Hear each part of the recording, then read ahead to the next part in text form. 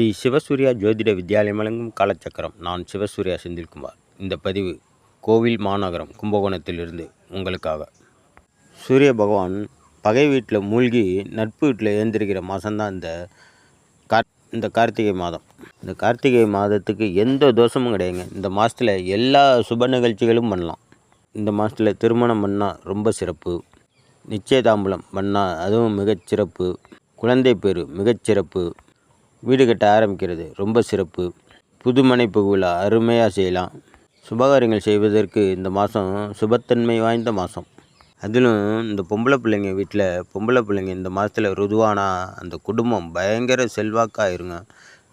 ஏழ்மை நிலையில் இருந்தால் கூட அந்த பிள்ளைங்க இந்த மாதத்தில் ருதுவாகும்போது அந்த குடும்பம் பயங்கர செல்வாக்கும் நிறைந்த ஒரு குடும்பமாக உருவெடுத்து ஆகிடும். அதே போல் யார் வேணாலும் காலையில் சூரிய உதயத்துக்கு முன்னாடி இந்த 30 நாளில் குளிச்சுக்கிட்டே வாங்க. உங்கள் வாழ்க்கையில் கண்டிப்பாக ஒரு அபரிமிதமான மாற்றத்தை நீங்கள் பார்க்கலாம். ஏன்னா சிவபெருமான் ஒரு வாக்கு கொடுத்துருக்காரு. இந்த கார்த்திகை மாதத்தில் மட்டும் யாரெல்லாம் சூரிய உதயத்துக்கு முன்னாடி எழுந்திரிச்சு குளிக்கிறாங்களோ அவங்க எல்லாருக்கும் அனைத்து புண்ணிய நதியிலையும் குளித்த புண்ணியம் வந்து சேரும் அப்படின்னு அவர் வாக்கு கொடுத்துருக்காரு.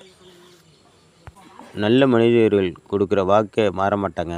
அப்போ மகா சக்தி வாய்ந்த நம்ம சிவபெருமான் கொடுத்த வாக்கு மாறுமா? ஞாயிற்றுக்கிழமையில் உமா மகேஸ்வருக்கு விரதம் இருந்து வழிபட்டு வாருங்க. ஒவ்வொரு திங்கக்கிழமையும் சிவபெருமானை வழிபட்டு வாருங்க. மாதத்தில் முருகப்பெருமானுக்கு விரதம் இருங்க. ஐயப்பன் கோயிலுக்கு மாலை போடுறவங்க கார்த்திகை 1ஆம் தேதியே போட்டுருங்க. அது ரொம்ப சிறப்பு உங்களுக்கு. உங்கள் வாழ்க்கை வளப்பெறட்டும். வாழ்க வளமுடன். நன்றி, வணக்கம். நல்லதே நடக்கும். அடுத்த பதிவு.